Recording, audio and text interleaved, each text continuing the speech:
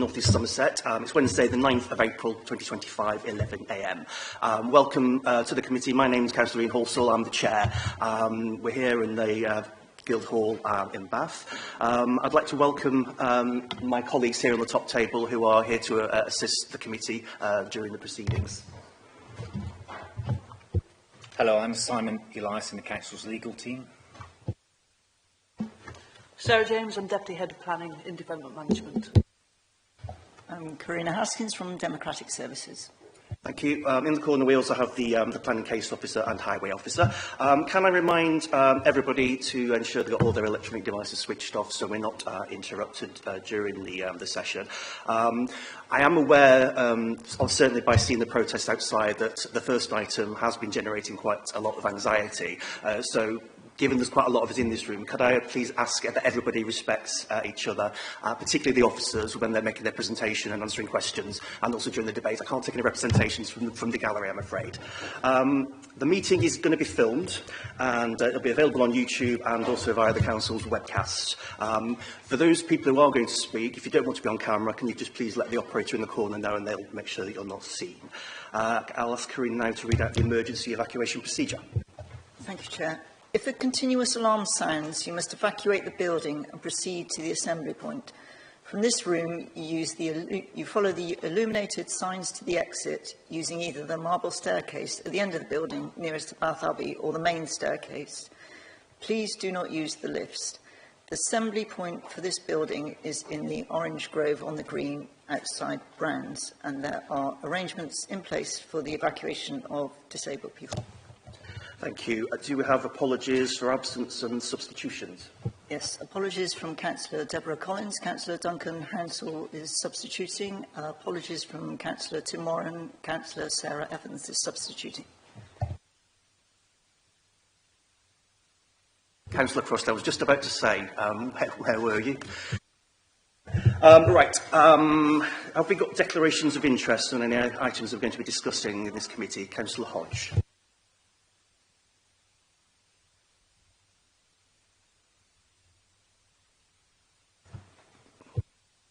Okay, you've gone on to the left speaker.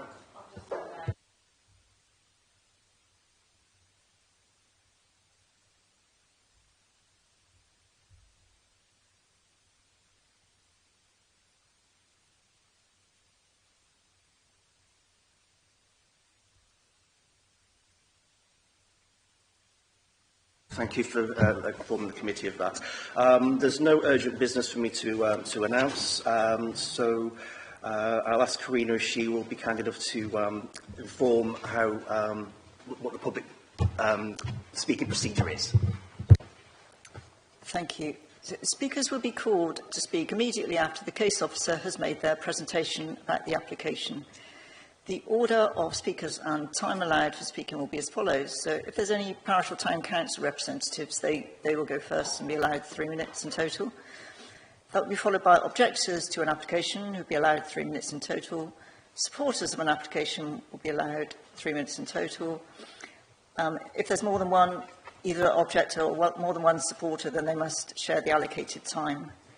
Ward councillors not on the committee who have indicated they wish to speak may do so for a maximum of 5 minutes each. Speeches will be timed by the traffic light system you can see on the table next to me. So at the start of the time, the light will be green. It will turn to amber when there is 1 minute of speaking time remaining, and when the light turns red, speakers will be asked to conclude their remarks. Thank you. Thank you. We last met as a committee on the 12th of March. We have minutes. Does anybody want to support the minutes as a true reflection of what happened? And anyone to second? So that's Councillor Simon and anyone to second? Councillor Gawley, thank you very much. We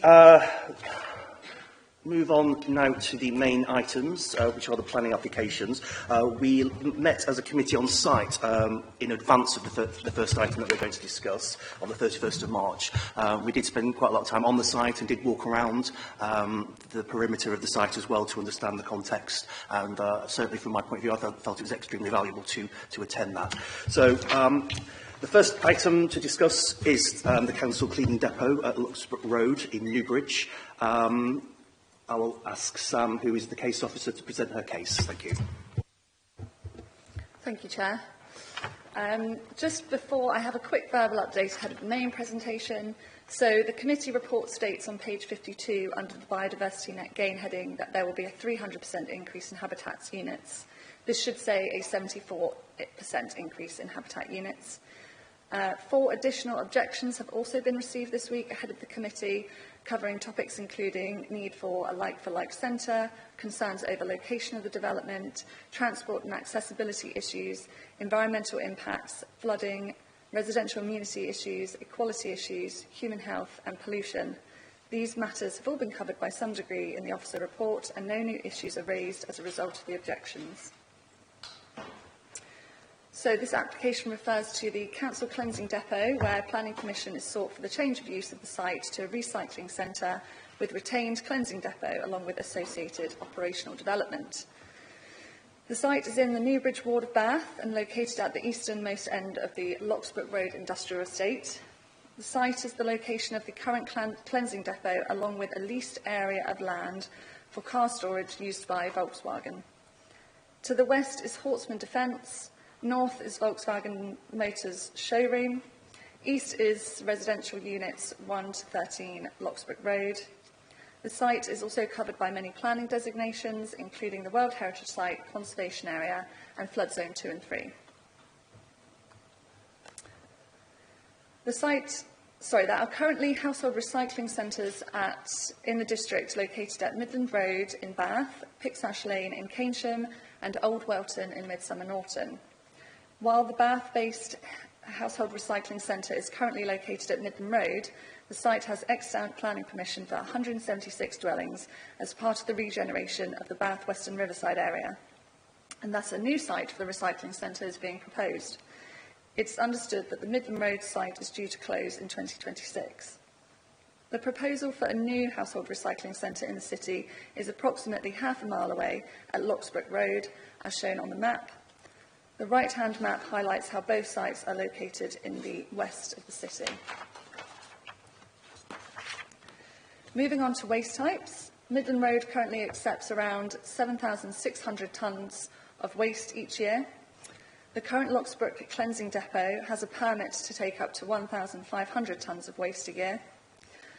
The proposed Locksbrook Road recycling centre would accept 6,000 tonnes of waste per year, so that's roughly 80% of Midland Road. This is because some of the materials currently taken at Midland Road would not be able to be taken at Locksbrook Road. The table on the left shows the materials that will be taken, and the table on the right shows those that wouldn't. You can see that generally those waste types with the highest deposited tonnage per year will still be taken. The waste that no longer can be taken will instead be taken at Pixash or Old Welton. So this is the existing site plan, shown by the red line. The existing site is split into 2 parts. In the western area is the Council Cleansing Depot, with existing offices in the top left corner and various paraphernalia across the site, including tipping bays. The eastern part of the site is the leased area to VW and is used for vehicle storage. The existing access for both parts of the site in the northwest of the site, and the site is bounded by trees to the south and east, with the towpath and river to the south. The proposal is for a new recycling centre with a retained and consolidated cleansing depot. The layout can also be described as 2 zones, the council operations to the west and the public access to the east. Beginning with the public access, the new vehicular entrance is in the northeast corner. Queuing space then follows the perimeter of the site for 5 vehicles, leading to 11 parking bays. Adjacent to the bays is the metal gantry with stepped and sloped access that leads to 7 skips for placing various types of waste. There will also be a Bring recycling bank in the centre north of the site. Pedestrian and cycle access is available in the northeast, but also at the southeast of the site, leading to the river path. The west of the site, beyond the gantries, will not be accessible to the public. This will be where the operational facilities are located, including the staff welfare facilities within the existing 2-storey building, a weighbridge, 2 spare skips, and street cleansing facilities. There will be access on the northwest of the site for operational access for staff and for HGVs. So the officer report sets out in detail the principle of development in this location. However, I'll give a simplified summary now. The proposal is located within Locksbrook Primary Industrial Estate. Policy B3 and ED2 guides development in primary industrial estates. I have a short extract of the policy on the screen. The policy promotes light industrial, heavy industrial and warehousing and builders merchants in this location. The current site is, however, in sui generis use, and the proposed use would also be sui generis, therefore resulting in no loss of protected uses. The Joint Core Waste Strategy goes on to promote waste facilities in industrial locations and within built-up urban areas. There will be 4 to 5 staff on site, and remaining council staff from Midland Road will be relocated. The recycling centre will contribute somewhat to economic activity as the council can sell recycled waste such as wood and metal. In regards to the principle within the flood zone, the site is within both flood zone 3 and 2, as shown on the map on this screen also. National policy makes clear that the flooding sequential test is not required for sites that are allocated for development at plan-making stage. The site is allocated for development through Policy B3, which was subject to the sequential test as part of the core strategy, and then reconfirmed as part of the local plan partial update. The proposal is considered acceptable in principle in this location. So to run through design in a bit more detail, these are the elevations. The top is the north elevation as you would view the site from Locksbrook Road. Moving left to right, you have the residential properties, followed by an area outside of the application site used for storage, then the public access entrance, followed by the unloading and skip area, then the operational area and the staff building with industrial uses to the right. Then we have the south elevation as viewed from the river, and again you can see the staff building to the left, the boundary treatment and the access from the towpath into the site for pedestrians towards the right-hand end. Next we have the sections. Section AA, the top section, is taken through the site from west to east, and we can see more clearly the staff building and operational area and the metal gantries by accessed by ramp and stair, and the public parking and queuing area. And then below is section BB through from north to south, so from left to right showing Locksbrook Road and the application boundary. The gantry and skips are in the middle, and the river and towpath are to the right.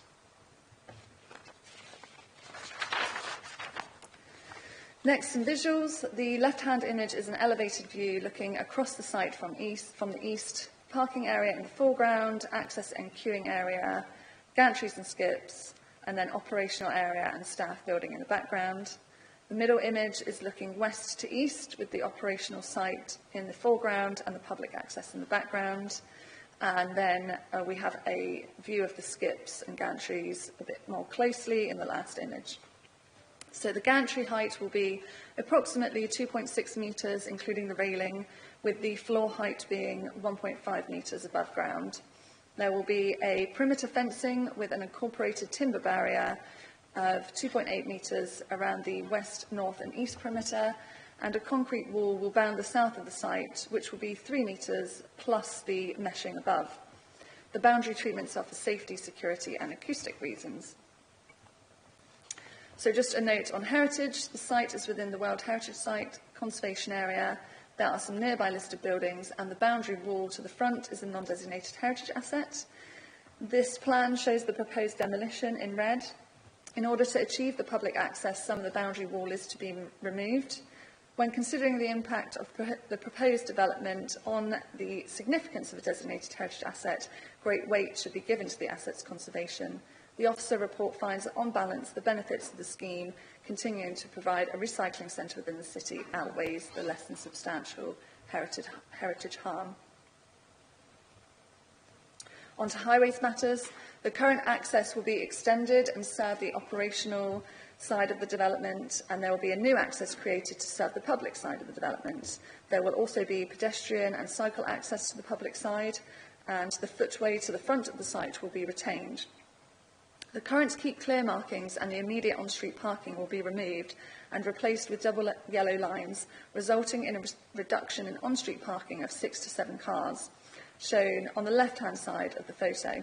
It is considered that this will benefit traffic flow in this part of the estate, resulting in space for two-way traffic and improving visibility on the bend.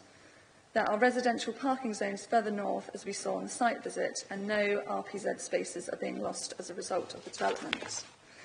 There will be space on site for 11 drop-off car parking spaces, with 5 queuing spaces, totalling 16 altogether. There is currently 11 drop-off spaces at Midland Road.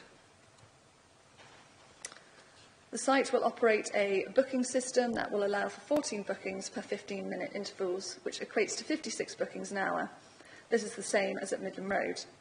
Given there will be 16 spaces proposed within the site, car parking spaces, the site will be able to accommodate the 14 bookings an hour with a contingency of 2 spaces if anyone does arrive earlier or take longer than the 15-minute interval. The table on screen is an extract from the transport assessment and shows the typical usage at Midland Road currently, and shows that in the week, the 56 bookings an hour are not fully utilised, with Friday being the busiest day. It's only at the weekends that the full 56 slots are utilised. The submitted TA also shows that the distribution of traffic flow are shown to result in negligible differences on the network between the site and the Midland Road site, and all the junctions in proximity to the site are shown to have capacity for the proposed development. The operational statement submitted with the application covers vehicle capacity and traffic management and is proposed to be conditioned. A copy of the condition is on the screen.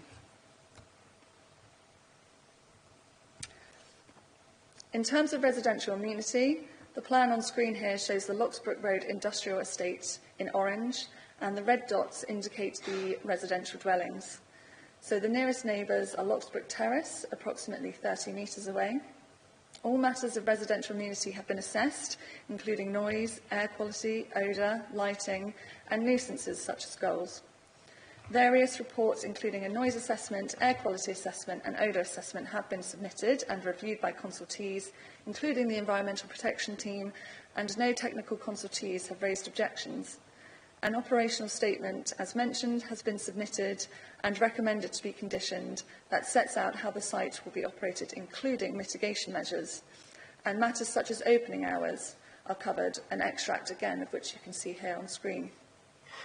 The operating hours proposed are the same as those at Midland Road, except I understand Midland Road is now closed on Tuesdays. The site is already mostly hard standing. The level of hard standing will be reduced as a result of the proposal in the 2 corners of the site. 2 trees and a small amount of hedgerow will also be removed to accommodate the Black Sack tipping area and the new pedestrian cycle access. 6 new replacement trees are proposed in place. Moving on to BNG, in terms of habitats units, there will be a biodiversity gain of 74% on site. In terms of watercourse unit enhancements, enhancements to the river are unfeasible, and so off-site units are to be bought, which is conditioned. In terms of bats, dark corridors will be retained for commuting, foraging bats in suitable surrounding habitats, and both the Council Ecologist and Natural England raised no objection to the scheme. There are no internal or external consultee objections to the scheme. There are 189 third-party objections resulting from 2 rounds of consultation, along with 8 general comments and 5 comments of support. Finally, some photos. Members will be familiar with the site from the site visit, but just to reiterate, the top row, moving left to right, is the existing staff building to be retained and refurbished, then the existing cleansing depot part of the site, followed by views into the car storage area and the existing boundary wall. Bottom left to right is the nearby playground, the towpath, the residential units of Locksbrook Terrace, and the view of the junction between the main road and Locksbrook Road. So to conclude, the proposal is considered acceptable in principle in line with local planning policy and policies of the Joint Causeway Strategy, and the scheme is found to result in planning benefits, including the continued provision of a household recycling centre within Bath. The proposal has been found acceptable in regards to all other matters, including flooding and drainage, highways, residential community, heritage, trees, ecology, etc. And for the reasons outlined in the officer's report, this proposal is recommended for permission.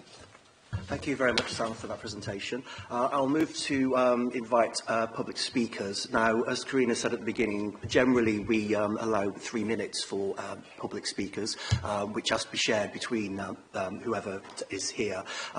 Given the level of interest that we have on this application, I'm using my discretion as chair, and I will allow you to share 5 minutes on this occasion. So can I first invite Mr. Wallace, Tim Wallace, to speak? Could I ask you to speak directly into your microphone? Because obviously people are watching from home as well. Yeah, if you go to the front table. Yeah. Yeah, if you could both come down to the table and then you can transfer over when Mr. Wallace has finished his statement. So whenever you're ready, if you just press the button. Before you start the clock, if I could just make a comment that... I don't think we can do that. Can you make that comment as part of your 5-minute presentation? Well, I was going to thank the planning officer and staff. Okay. I respect their professionalism and their courtesy at all stages. All council officers I've dealt with have been courteous and respectful.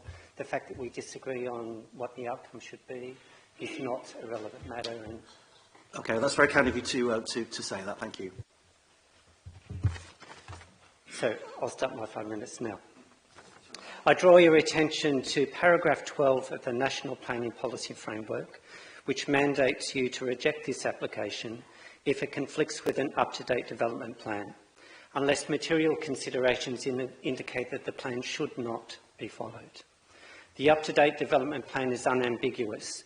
The Newbridge Riverside is earmarked for industrial purposes only if they promote economic growth, increase jobs and expand Bath's economic base. This application does none of this. There are no material considerations which indicate that the plan should not be followed.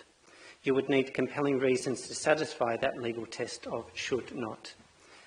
That it's said to be the best site in council possession is not a material consideration, nor is the desire to replace Midland Road, nor is the desire to build new housing at that site. I turn to questions of traffic, parking, queuing and congestions. You have numerous objections before you about giving evidence of the daily congestion on Locksbrook Road. Local businesses have protested about the problems they face in their operations because of congestion. The Planning Committee, in its site visit last week, was confronted by evidence of this. There is no quality of assessment about that type of congestion on the road. There's no assessment of the impact of losing 15% of parking on Locksbrook Road, and you have no assessment of the queuing at the site prior to opening hours. There is no mitigation in the application or the development plan, the report. I turn to safety. Under the West of England Joint West Core Strategy, you are legally bound to not approve this application unless there are no significant adverse effects on people. So safety and risk of injury from the model of steps and raised gantries is not an implementation issue for later on for council officers to address. You must address it today as a threshold issue, as a threshold test. But you lack evidence on injury risk, and without that you cannot satisfy yourself that there are no adverse impacts on people on using the gantry system. Mr. Rockcliffe. Thank you very much. Thanks, councillors, for the opportunity to speak. I spent the last 2 decades of my life working on the front lines of the climate emergency with some of the poorest and most powerless communities on the planet, in places a long way from this gilded, opulent chamber in which we find ourselves today, where climate change isn't an abstract threat, but it's a real, present and intensifying threat to survival. I'm a climate scientist. I live in the city and I'm the father to a 6-year-old for whom I want a livable future. As a council, you have strategies on net zero, clean air, zero waste and the climate emergency, but these do zero good if, as here, you ignore them, if you say one thing and you do another. The proposal before you today delivers neither the like-for-like replacement the public was promised on repeat, nor any progress towards your climate goals. Quite the opposite. It cuts recycling provision by 70%, capacity by 20%, and places a major public facility on a floodplain, somewhere the NPPF says it should not go. And it leaves residents who currently recycle a good level of things with 2 options. drive to Keynsham, assuming it's not on fire anyway, increasing emissions and congestions and journey times. Or don't bother, recycle less, landfill more. The officer's report doesn't mention that part of the site is on a floodplain, or that the sequential test was based on outdated data from a very long time ago. The graph she shared with you earlier is not current flood risk data. It doesn't acknowledge that this proposal contradicts your own adopted policies on climate, on waste and on air quality. These are the very policies that underpin the central question that the NPPF asks of you, the Planning Committee, more than any other. Is this sustainable development? What it does do is describe large reductions in service and capacity as slight differences.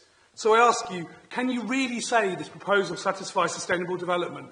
That it reduces emissions and makes recycling easier? That this is how a wealthy, liberal council responds to the greatest threat our species has ever faced? Because this is how we lose councillors, not with a bang, not with a whimper, but with 1,000 million paper cuts. With good people like you waving through bad plans, elected officials saying one thing and doing another. So I urge you to halt this application. Wait for a proper, up-to-date flood risk review based on the latest evidence. Wait for the impacts of a reduction in capacity to be openly and honestly assessed against the planet-protecting policies that you've all committed to. Thank you. Thank you, Mr. Rockcliffe.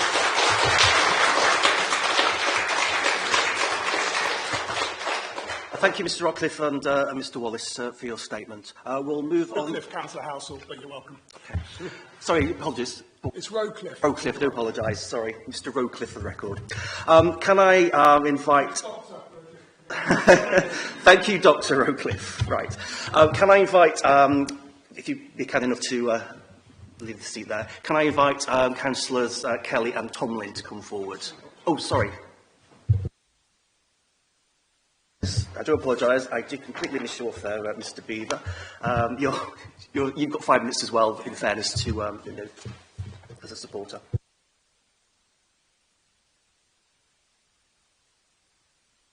Yeah, okay, that's all good. Yeah, thank you, Chair. The existing recycling centre at Midland Road, as you've heard from Sam, will be closed from next year to enable the delivery of a planned housing development.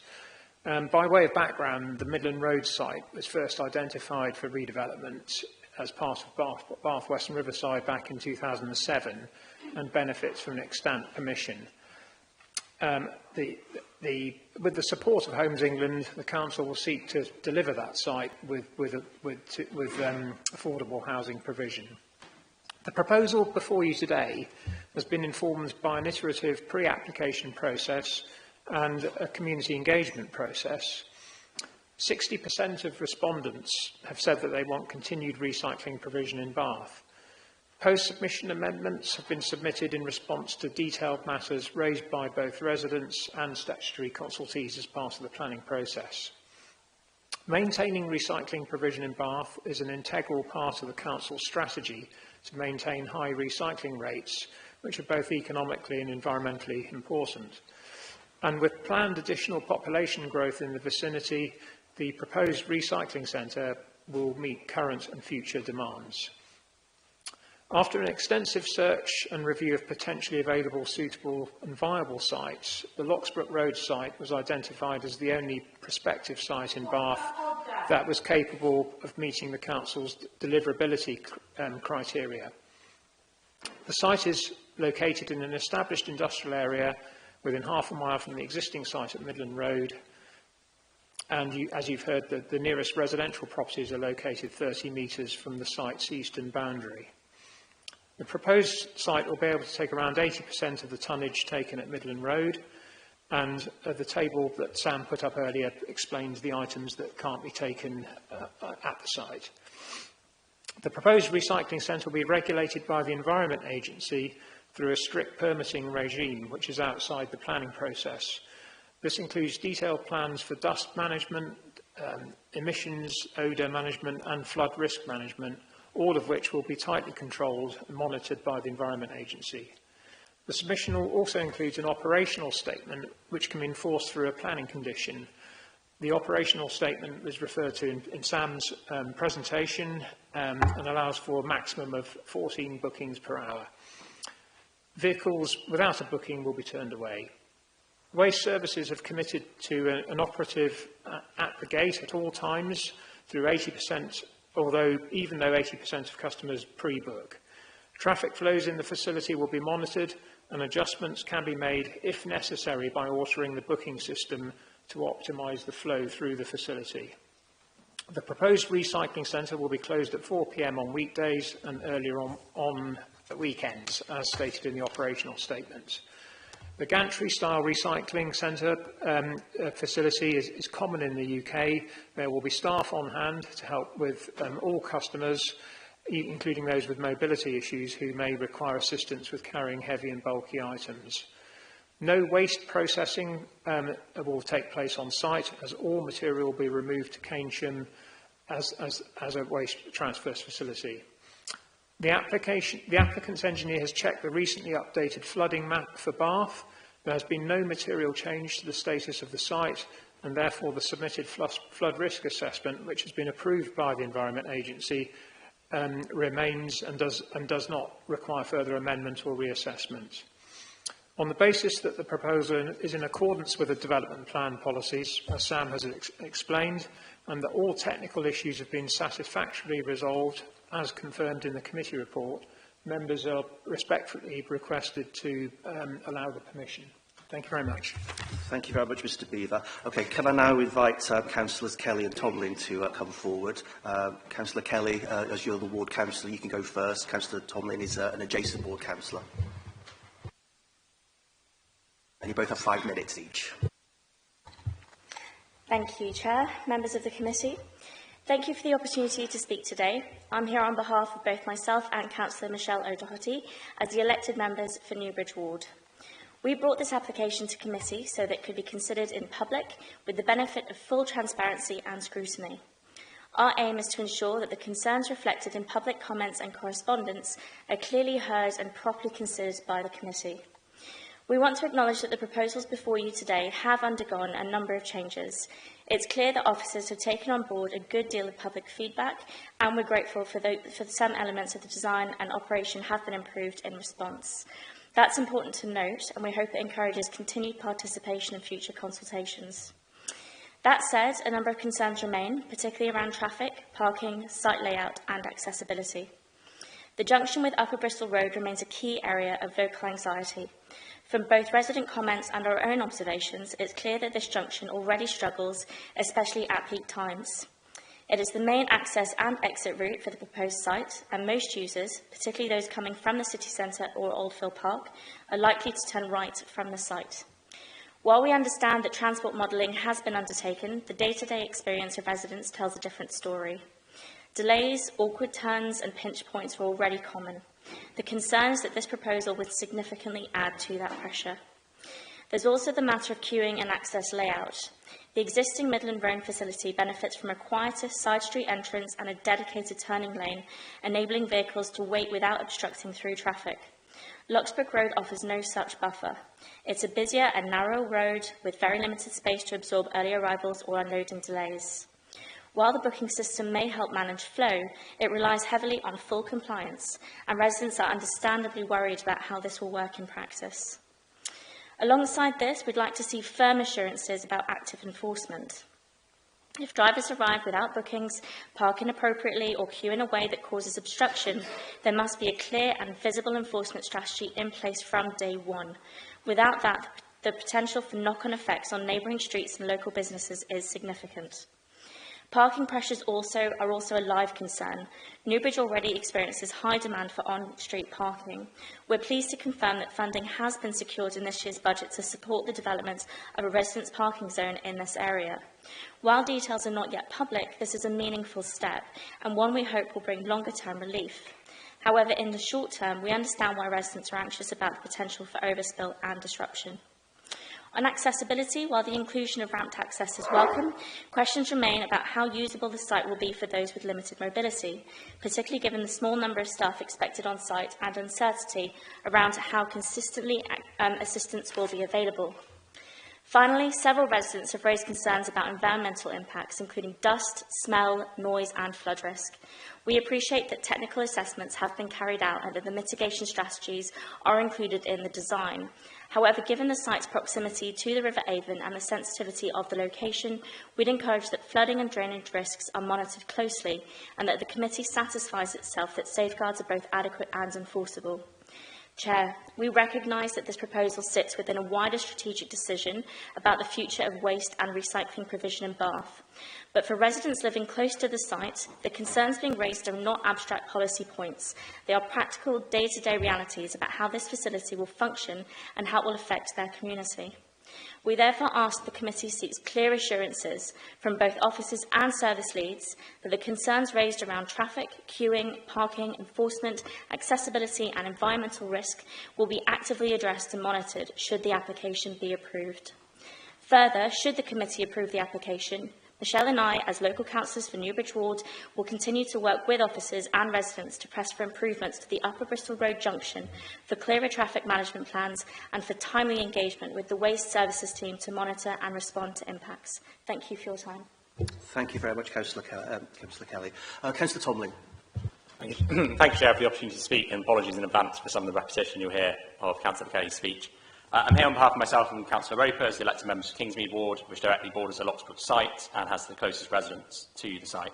I'm speaking today to advocate on their behalf and to ensure that their concerns are clearly heard and thoughtfully considered by the committee. Along with our Newbridge colleagues, we recognise the importance of calling this application to committee to ensure, as Councillor Kelly indicated, that voices were heard and any decision was made in public with appropriate scrutiny. As Ward councillors, we recognise that relocating Bath Recycling Centre from Midland Road forms part of a wider strategic plan, one that will allow the site to be redeveloped for new homes in Kingsmead, including social housing.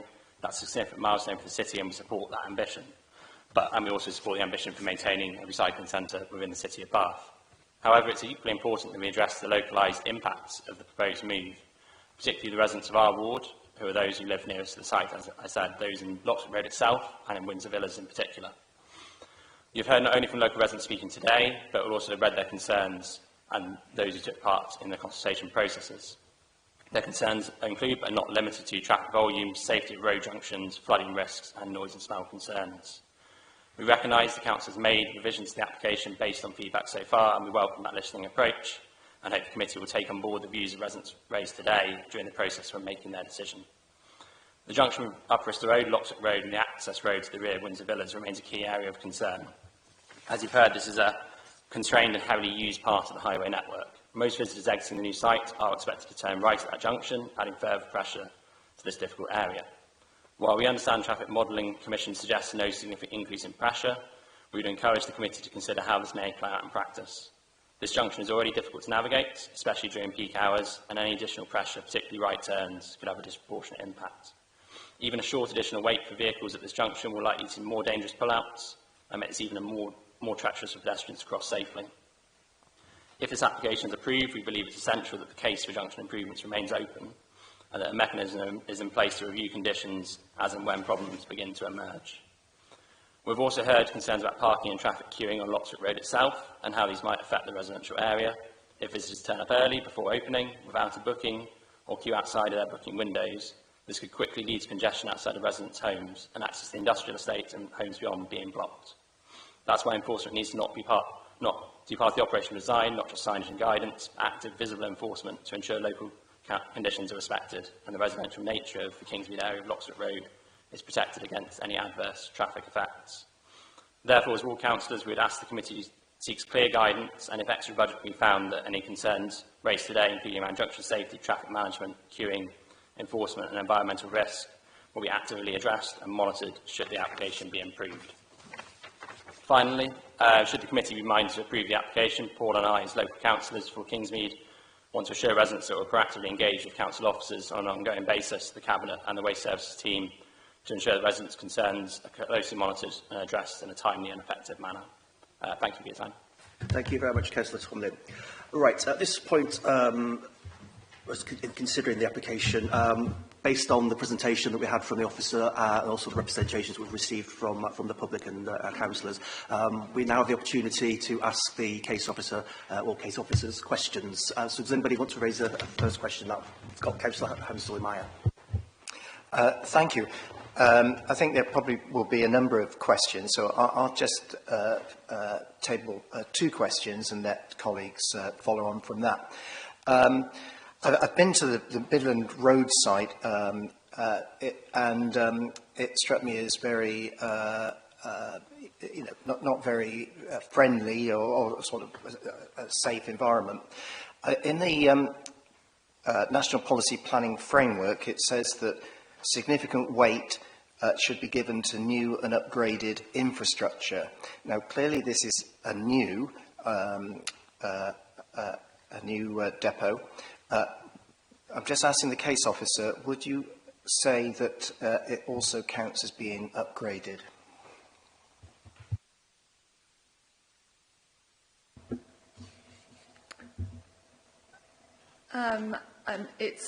It depends in which way you view it. I suppose it's new, therefore the facilities are newer, but equally it's going to be 80% of the current capacity.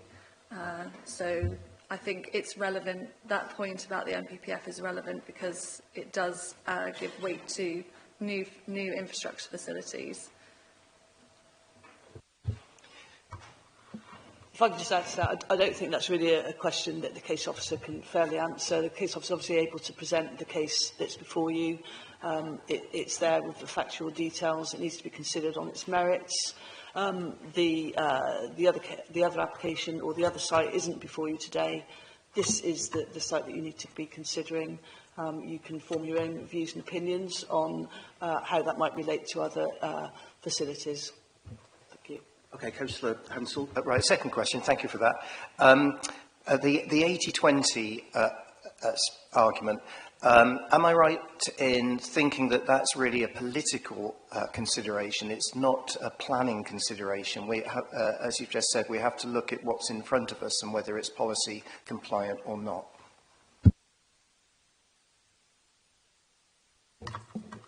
You need to...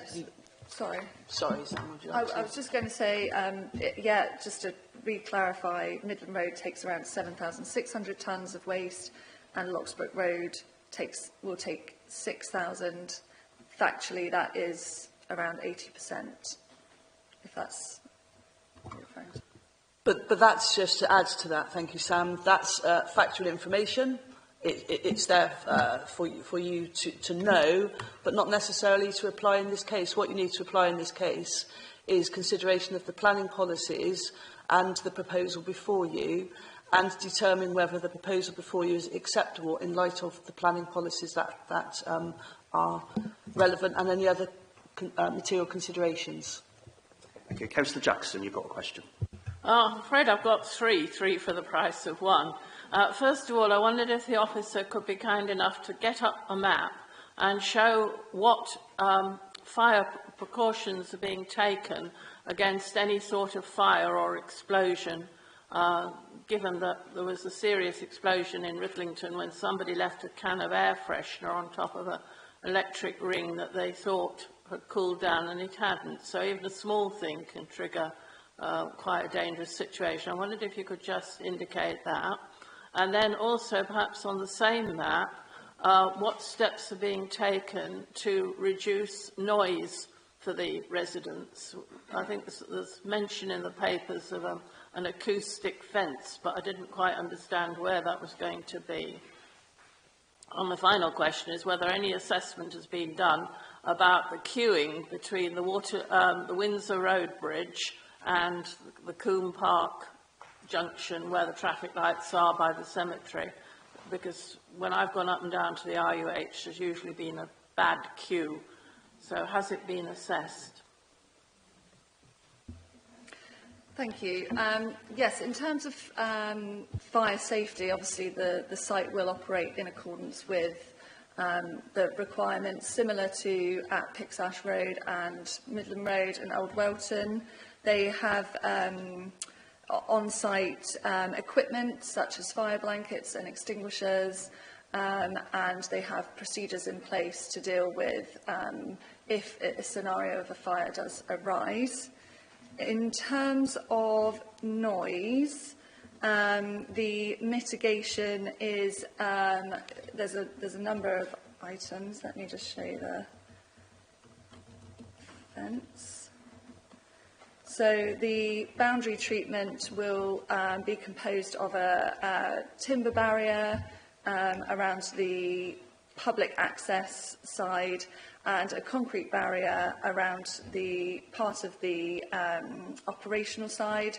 This has formed part of the mitigation in terms of the noise assessment that we had submitted.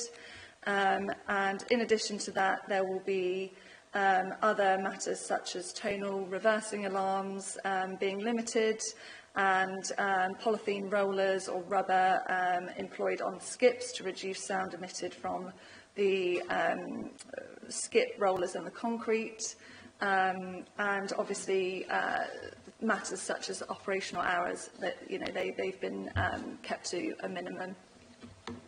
I'll pass over to Dan to answer the queuing matters. Yeah, in terms of the traffic impact assessment, no, that junction hasn't been assessed, but there is some logic behind that because the existing Midland Road site, anyone travelling from the west to and from the west reaching that site would pass through that part of the road network already, and that wouldn't change as part of this project. That routing wouldn't change, so the impact would not change either. Do you have, okay. Councillor Gawley, you're here to observe. Please do not interrupt. Where the officers, particularly the officers, give their.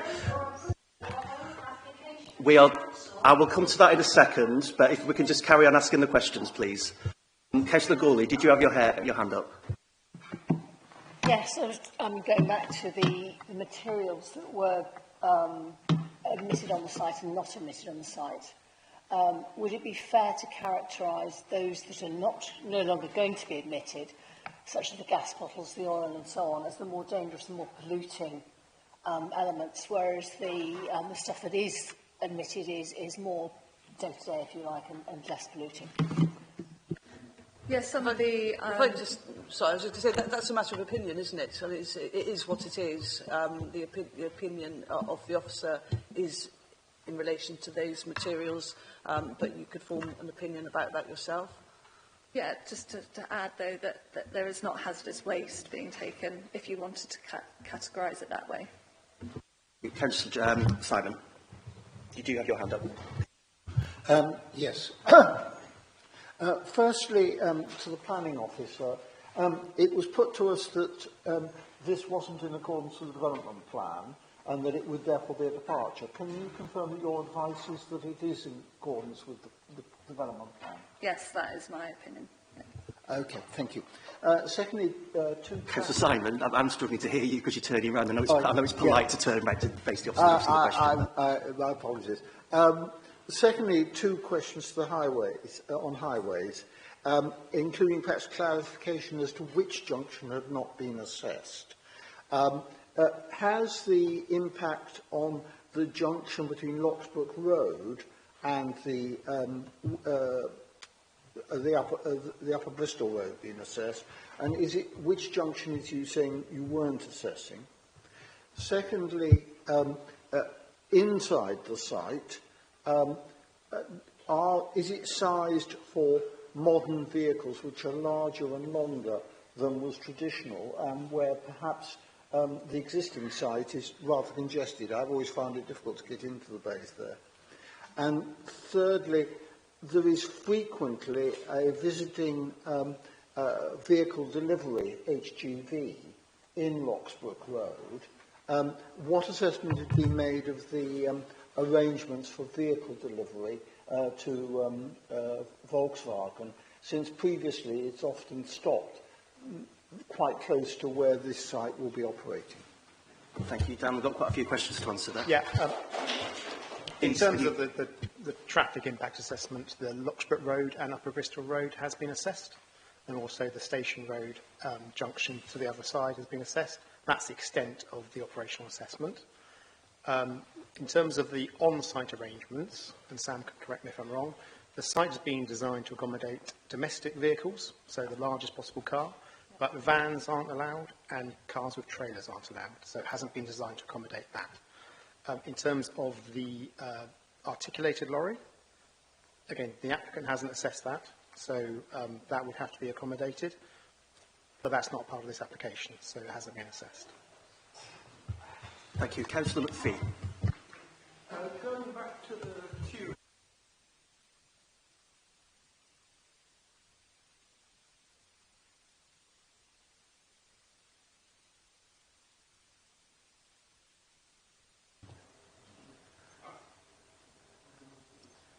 Did you sign on? Yep, okay. Should be the right button. Yep, try again. I'll take Councillor Hughes' question, if that's okay, while you set yourself up. I'm on. Okay, back to you. Yes. So looking at that, we see that it's only really full in the sense of the number for Saturday and Sunday. Does this mean that you don't expect to have any queuing outside during the weekdays? And I believe that if you were, just as an addendum to that, if you were having queues, your strategy, I believe, would be to make the booking go a bit later in the morning to stop the queuing. Who would be making that decision? In terms of the numbers, you're right that the demand in the weekday is generally lower. Again, and it's difficult to see, I know the table's quite small for everybody there, but on the left-hand side is the column for early in the morning on the weekday, and you can see that number is broadly about half the demand of the capacity of the site. So, again, as you'd expect, people aren't that keen to recycle first thing in the morning, they'd wait till after the peak periods. So the demand will, and the point the gentleman's just made, is of course there might be demand before the site is open. And the operator will need to manage that, and they need to manage their timings. And the operational statement that's been submitted, again, it's not ours, it's for the applicant to consider this, has given the flexibility to adjust those numbers and the timings. So if there are queues that occur, that's unacceptable, and it will be adjusted to suit that, and that's what the applicant has proposed. Very good. You got a second question? Yeah, going on to the trucks, the HGV trucks, similarly, am I right in thinking that they wouldn't be spending the night there, that all of the HGV trucks would go back to Keynsham? So there wouldn't be a large number of trucks first thing in the morning moving out?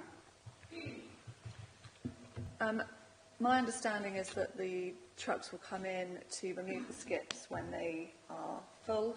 There'll be between 4 to 6 movements a day, and I'm not sure where they'll be stored, but obviously there is the vehicle truck depot at Keynsham.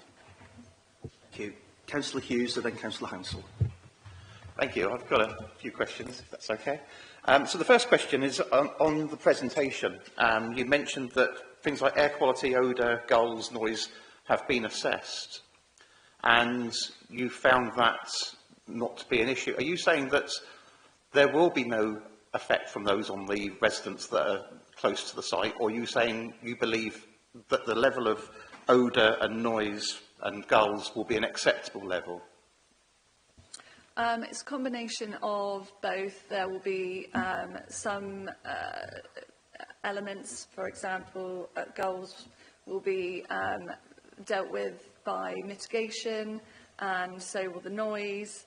For example, the air quality assessment undertaken showed it was within the limits, and so no further mitigation was required. So in some cases acceptable, in some cases acceptable with mitigation. So, sorry, in terms of the odour then, I mean, certainly through the summer months, unless the waste is going to be removed quite quickly on a daily basis, there is the potential for smell. Yeah, the odour report says there's limited potential for emissions. Obviously, there is general waste that's taken at site, but the skips are to be emptied frequently, which would obviously limit the release of odour, and there is to be no food waste taken at the site, which further limits that. Okay, thank you. Second question. So looking at the height of these bins, I believe they're, if I understand correctly, they're 2.6 metres high with a 1.5 metre ramp. Is that correct? The skips themselves are approximately 2.6 metres high. The gantries with the railings are approximately 2.6 metres high. The bottom of the bottom of the gantry as raised off the floor, that's about 1.5 metres off the floor. So the ramp will go up to from ground level to 1.5 metres. Does that cover the question? Yeah, and our assessment has found that to be acceptable and accessible to the majority of people to climb up a ramp or steps at 1.5 metres carrying bags of rubbish to dispose. Is that...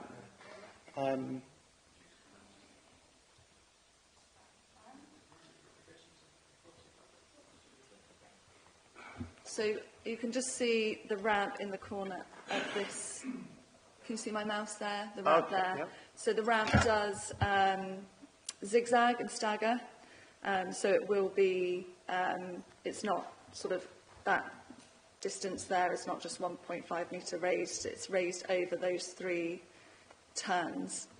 In terms of mobility and access, obviously the ramp is there. If somebody feels they can't use that, there is the opportunity to ask a member of staff on site. There will always be a member of staff present to assist. Thank you. You got another question? Just one more, if I may.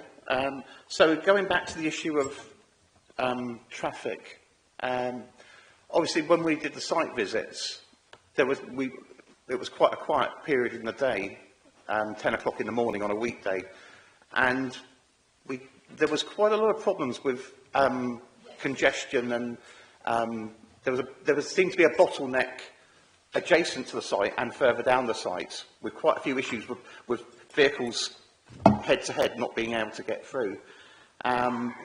So I'm just trying to understand. I understand that the recommendation is to remove a certain amount of the parking outside the existing sites, but I don't feel that fully addresses the issue. But we're not getting any objection from Highways. I note that the agent also mentioned that it's going to be monitored and adjusted if necessary. If there's a need to adjust it, I'm assuming that will be an adjustment downwards, which will make the site even less effective, because it will reduce the amount of capacity that it has and not necessarily make it as viable as it's currently shown. I think it's 2 questions. In terms of the off-site changes, then you're right. The yellow lines will be across the site boundary. And then that also extends to the east towards the existing residence parking zone spaces there. I think that the scheme has been developed on that basis that the vast majority of traffic would be coming from the Upper Bristol Road direction, including all the HGV movements from the site would be leaving and entering the site from that direction as well. And it's been considered and sort of reviewed that, on balance, that would be an acceptable arrangement. I don't think on our site visit we saw too much of an issue further to the east of the site towards the junction with Upper Bristol Road, and therefore the impacts further to the west, on balance again, considered no further interventions are required or justified as part of this development.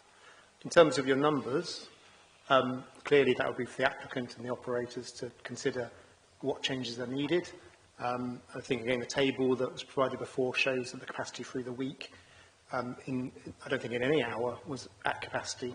So they would have to balance that and identify where the give and take is in terms of the operation. But clearly, they're never going to go above the 56. It's whether you need to reduce down in some hours, and therefore that would move the demand. But again, that would be for the operators to consider that as the site develops. Thank you. Councillor Hounsell. Thank you. Quick question.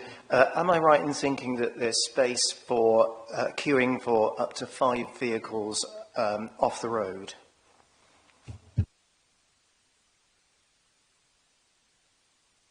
Yeah, so that plan there that Sam's just put up, it's quite difficult to see in the grey. Yeah, the mouse sort of shows the line where vehicles would queue before the bays are empty. And there's 5 of those. There are 11 bays in total, so there are some, you know, as you'd move through the 15-minute period, there'll be opportunities to wait off the site. Thank you. I'll come to you in a second, Councillor Gorlin. I've got a question relating to highways, essentially. It's been said in the report that the operation of the site for members of the public to visit is generally going to be off-peak, so that won't put additional burden on, peak time traffic. Obviously, therefore, the justification is there's no need for any significant interventions at the junction with Upper Bristol Road. But could you just be clear and explain what changes are going to take place off-site in order to facilitate this development? Yes, so I think Dan's touched on it, but essentially, if I show you again, there's a keep clear sign here on this by the operational side of the development currently, and there's car parking along this part of the road. That will be replaced with double yellow lines. That's the extent of the interventions by the applicant. We do know also that the hatched area here on the highway and the currently non-visible keep clear sign on the Locksbrook Road junction. Let me show you. Just on this side of the road, which you can't see, it's basically disappeared. We know that they are going to be scheduled for maintenance this year and be repainted. But that's not that's not the applicant that's doing that. That's the separate council department. Thank you, Councillor Gawley. Yeah, just going back to the plan where you can see the VW garage opposite. Just my question is whether you've done a sweat path analysis with HGVs going in and out of the potential site vis-a-vis a car transporter coming to the VW garage opposite, and has there been conversations about how that can be scheduled so they don't clash? I don't believe the applicant team has undertaken that sweat path analysis, no. That's not something we've reviewed. Okay. Councillor Hansel and Councillor Jackson. Thank you. Another quick question. Am I right in thinking that people, if they wish to, can walk to the site to get rid of their waste without looking? So cyclists and pedestrians can turn up at any time during the day? Yes, it would only be vehicles that would need to book. Councillor Jackson. Well, I was thinking much on the same lines, actually, being a pensioner on a meagre pension, not wealthy, not a Lib Dem, and how am I going to access this site if I've got, a certain amount of recyclable stuff? I couldn't quite work out how I would do it when we were on the site visit, really. I'll just explain again. So in terms of the public access, that's in this north corner of the site. Cars would turn in here and they would queue along this part of the site. You would then park up, and this is the drop-off zone. You would step out of your vehicle here, collect your rubbish, and either travel up the ramp or the stairs, deposit it in the skips, and then go back to your car. You can also... Hang on, we have an active travel policy, but actually I can't drive anyway. So how does the pedestrian manage? Yeah, so the pedestrians can access at this gate at the front access here, sort of roughly where my mouse is, just next to the vehicle entrance. Here, there's a small gate here, and there will be pedestrian access from the towpath as well, and cycles can enter there. Cycle parking is adjacent to the ramp. Okay, thank you. I've got a question related to the fact that this site is in the floodplain. All the concerns that have been raised about this relating to the flooding of the site itself, or concerns about flooding occurring as a consequence of more hard surfaces on this site, therefore potentially affecting residential properties? Yeah, so the site is within flood zone 3 and 2, as shown on here. The darker area is flood zone 3 and the lighter blue is flood zone 2. There is actually a slight reduction in hard standing as a result of this scheme. That's in each corner of the site, here and here, where the biodiversity enhancement and replacement tree planting has taken place. A flood risk assessment has that has been submitted with the application, and it's shown that the site won't increase flooding. Thank you. Councillor Gawley. Sorry, to follow up with Councillor Jackson's question. Am I right in thinking that actually the pedestrian access for this site would be better than the existing site and cyclist access better than at Midland Road currently?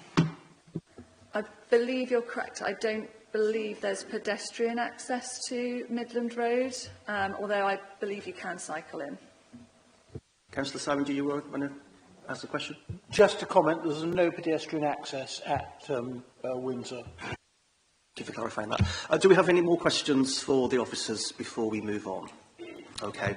Right. I just want to be quite clear about this. The Planning Committee is a regulatory body, and whilst we are elected councillors, we leave our, although I know Councillor Jackson did mention party, but we do leave our party at the door. We are here to hear the evidence, and we're here to deliberate and consider the planning policies. You know, as a regulatory body, by law, we have to make a decision in accordance with the development plan, unless there are material considerations that indicate otherwise. So we need to be very careful, make that point very clear to you. This is not a political decision. We are here as impartial people hearing the evidence. Now, Sarah mentioned earlier on about Midland Road.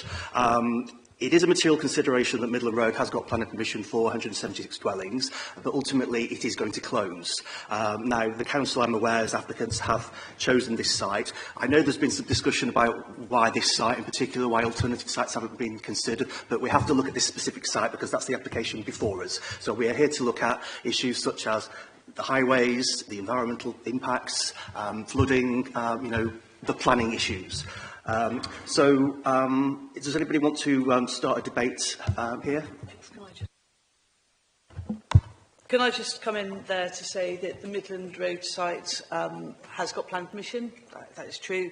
It should be given very little weight as a material consideration, if any, in the course of considering this application, because the fact that that has permission and is going to close doesn't automatically lead to the fact that this is an acceptable application. This is an application that has its own considerations and should be looked at on its own merits, taken into account the planning policies.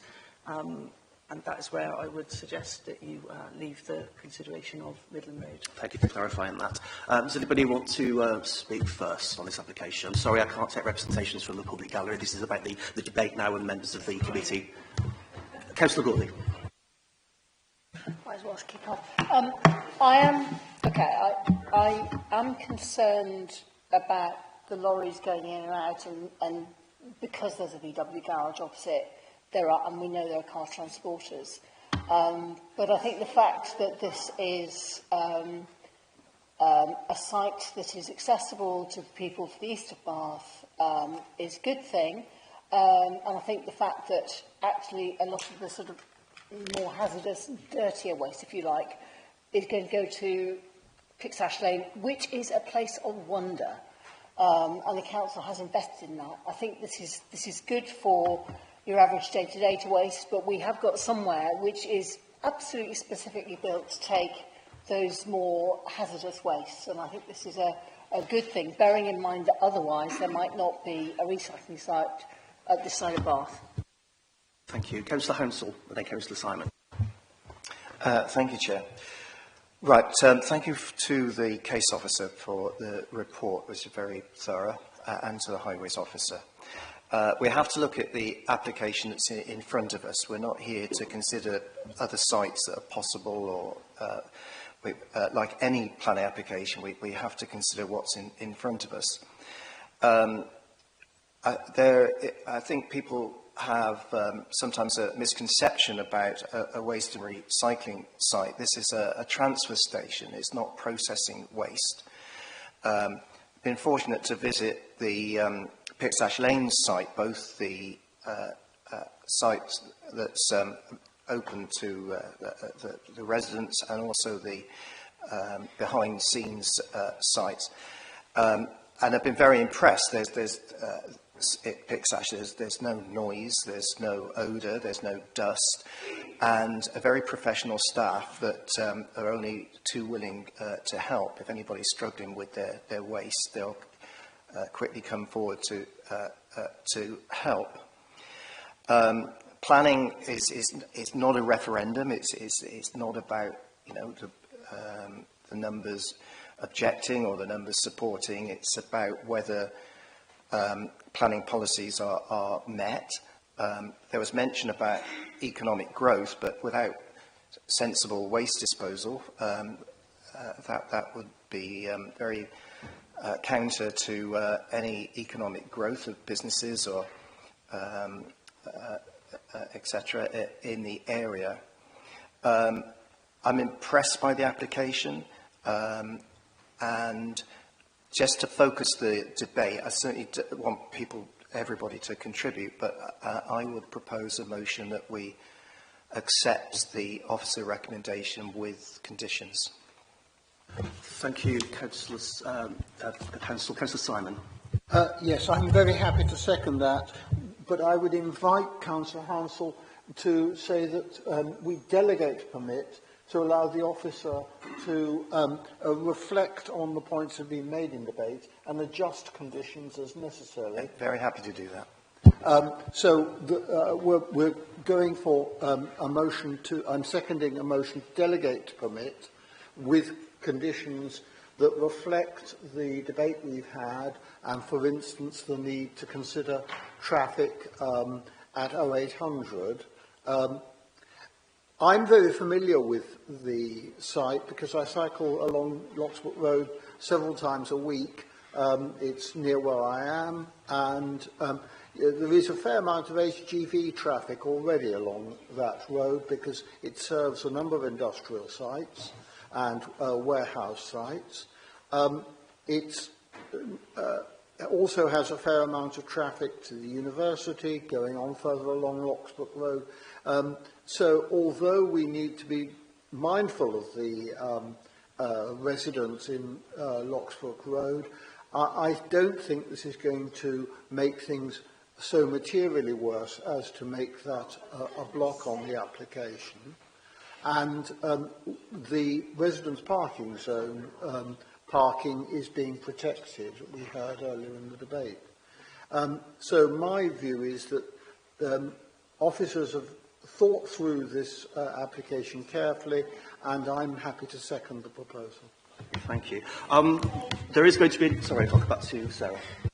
So just before we move on from that, in terms of the reflecting on the conditions, I just wonder if I can just be quite clear about what it is that we would like the officer to consider, and I'm taking from the discussion that it would be to consider some additional highway conditions, to add some further controls to access and movement around the highway. Would that be correct? Because I don't want to leave it open-ended and then officers not achieve what you are seeking. What I would suggest is the officer thinks about the objections that are being raised and looks at the conditions and sees whether they're sufficient. It may well be that the existing conditions are sufficient, but I always believe that looking at the conditions in the light of the debate is a helpful exercise in finalising the exact version. So it's just a question of saying we are giving you the opportunity to amend the conditions if you regard it as necessary within the delegation that the committee is giving. I think one specific point could be that there's an operational statement, and I do wonder whether we can ensure, you know, if we delegate to permit, whether that statement could be monitored. So if there are any genuine concerns flagged up in terms of queuing traffic outside 8 o'clock, whether, you know, that can actually be put in the condition that we will monitor it, you know, for a certain period of time, should permission be granted. Yeah, that's fine. We can look at those, we can review the conditions, as long as we're not omitting anything specific that you are seeking, that's fine. Thank you. Councillor Gawley. So just wondering about the shed, the issues of the HGVs going in and out, collecting the skips, and the issues with the HGVs dropping off can't... Well, again, that will be part of the operational Yes. statement. I believe there would be about 5 or 6 vehicle, HGV movements on average, depending on demand. 6 a day, yeah. Day to day, okay. So again, that's something that could be monitored through the operational statements. Obviously, it has been pointed out that it is a council application, but as local planning authority, we still have enforcement powers, and if there are complaints, action can be taken. Councillor Jackson. Well, I think at the very least there ought to be a condition on what time these HGVs arrive to collect the rubbish. That seriously concerns me. But I think there's also, and I hope the highways officer is going to be involved in the reflection on appropriate conditions, because it really is the access to this site which is such a headache as far as I'm concerned. And I do wonder if there isn't a serious argument to be made that this is overdevelopment of the site, that it wouldn't be more appropriate and more practical just to have one of the operations going, just the recycling, which would then give you much better space for organising it, or the cleansing department vehicles. Okay, thank you. Sorry, you're here to observe, not to make any further representations. The public have had their chance to express their views on this scheme. Is there anybody else who wants to make a point? Councillor Hughes. Thank you. Well, first of all, obviously I agree that it's necessary. I don't necessarily agree that this is the right location. And I'm... Sorry, can I just... Thank you. Okay. Can I just ask... Can I ask you to refrain, please, and let Councillor Hughes make his points? Thank you. Sorry, could I ask you, please, not to interrupt the committee? You're here to observe. We know your feelings. We've seen the campaign, the protest outside, but we're here to make a decision. And, Councillor Hughes needs his time to say what he wants to say. Thank you, Chair. So it's important that there is a site. I fully support the development at Midlands Road, affordable housing. I think that's very key to our policies. Where I differ with the opinion at the moment is that, for me, this is this location. This is prime employment space, at a time where we've lost a lot of our employment space in Bath. Certainly along the Lower Bristol Road, we've lost quite key employments, like BMW have moved out to Melksham, and I think to utilise this site just for up to 5 employees is a real loss of an opportunity here. We need to have prime employment space in the centre where it's fully sustainable with, as we can see there, from cycle paths and easy walk cycle access. Also, I believe that I think that there are serious issues with access, with transport. We're looking at 400 to 900 vehicle movements a day coming in and out of this site.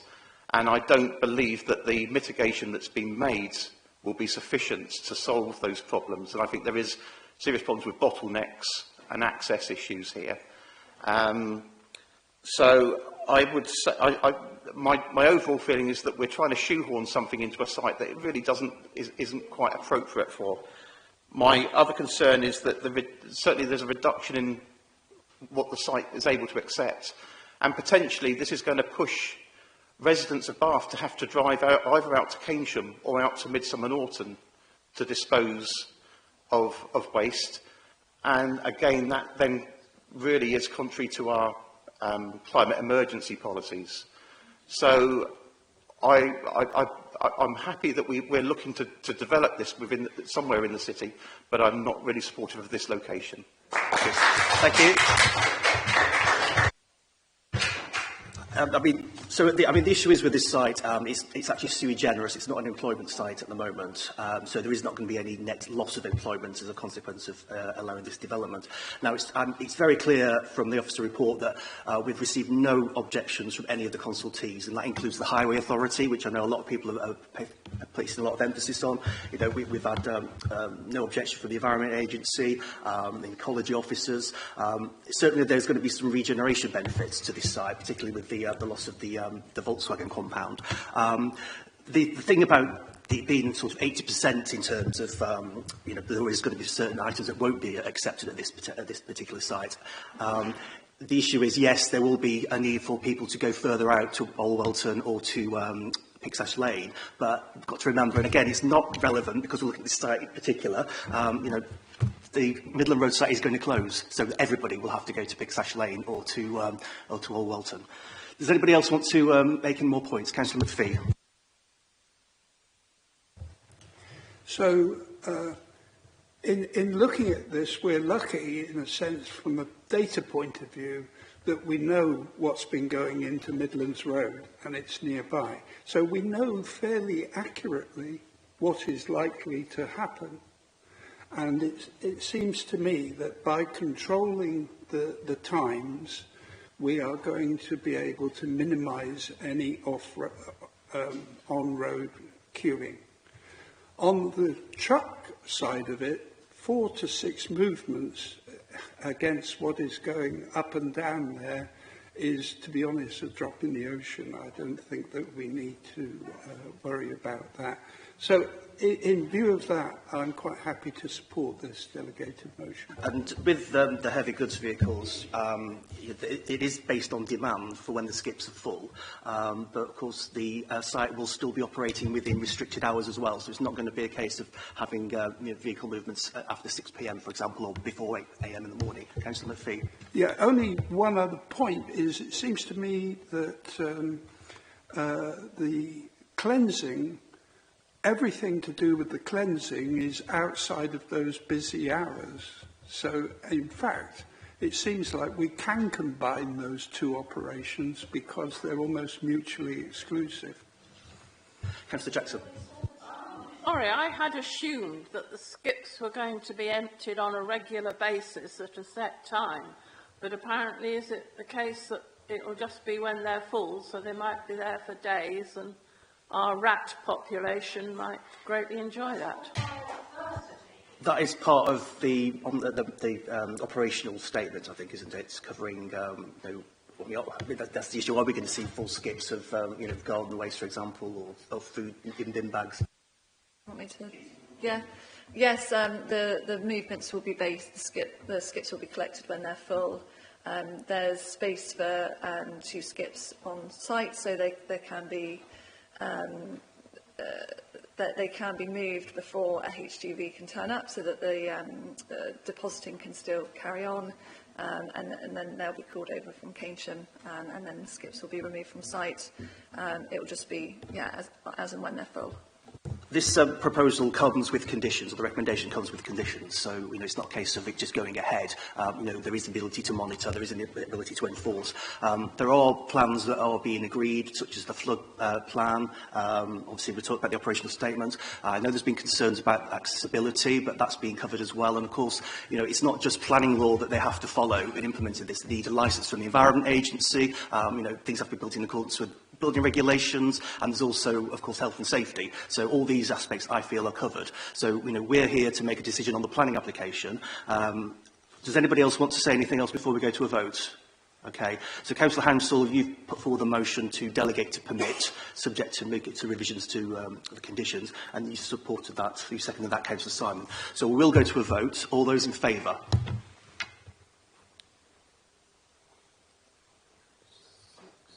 So that's 6. Those against? 3. Okay, so that motion's been carried. Planning permission's been granted.